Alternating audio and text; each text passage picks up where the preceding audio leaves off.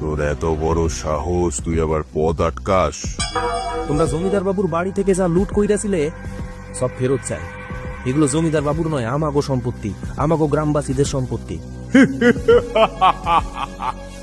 কি বলে রে? লুটের মাল ফেরত চায়? ভালো কথায় বলছি, সামনে থেকে সরে যা, নয়তো এর ফল কিন্তু ভালো হবে না। না রে, তোর ইচ্ছে মতো নয় রূপ। আমিও দেখি তুই কিভাবে আজ জমিদার বাবুর বাড়ি লুট করতে পারোস। তবে রে, তোকে আজকে ছাড়বো না। আরে যা যা, কে কারে ছাড়বে সে তো সময় কইবে। একবার তোর চারপাশটা একবার তাকাইয়া দেখনি রে। এই সবাই রে কইছি, হাতের অস্ত্রগুলো নিচে রাখ, রাখ বলছি। বুঝতেই পারছোস তোদের পালানোর কোনো পথ নাই। কিন্তু লুটের মাল নিতে গেলে আমাদের সাথে আমাদের আস্তানায় যেতে হবে। ওইটা হচ্ছে নিরুপী। তোরা সবাই এখানে আমাদের হেফাজতে থাকবি।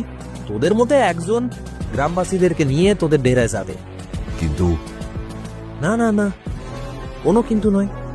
লুটের মাল পাইয়া গেলে তোদের সবাই রে আমরা ছাইরা দিই। কানু, নিয়ে যাও ওদের। জি আজ্ঞে সর্দার।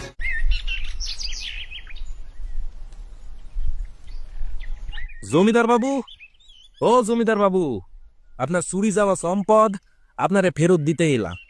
এবার আর আপনাকে একটা কাজ করতে হইব কিন্তু। বাবা বাবা বাবা, আমি খুব খুশি, খুব খুশি। এবার ঝটপট করে বলে ফেল দেখি, আমায় কি কাজ করতে হবে?